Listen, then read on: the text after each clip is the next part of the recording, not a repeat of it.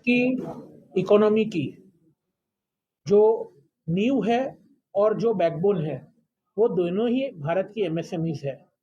आज अमूमन देखा गया है कि भारत देश की 30% जीडीपी को डायरेक्ट कंट्रीब्यूशन एमएसएमई से आता है, और एमएसएमई ही है जो बड़े उद्योगों को चलाने में मदद करती है।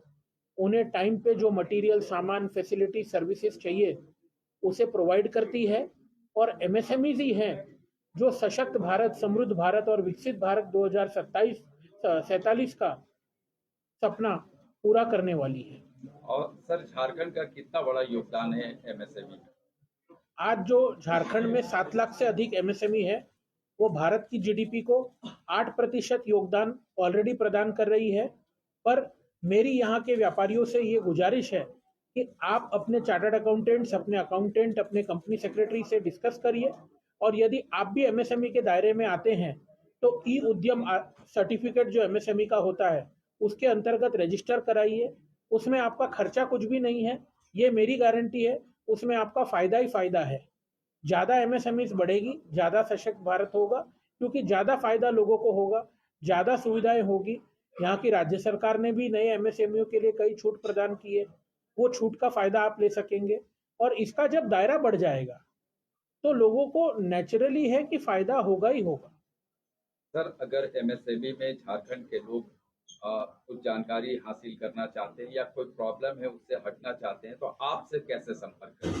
हमारी वेबसाइट है www.aucl.in। उस पर हमारे सारे कॉन्टैक्ट नंबर उपलब्ध हैं।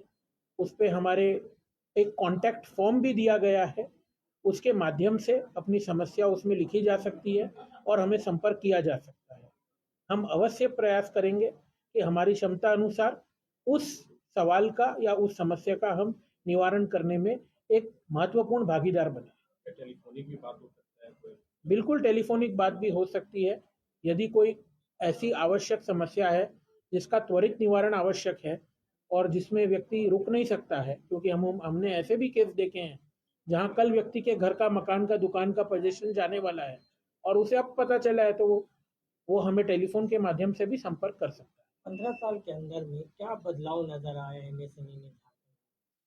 15 साल पहले साहब एमएसएमई क्या है लोगों को पता ही नहीं था, परंतु जितना बदलाव आना चाहिए उतना बदलाव नहीं आया है।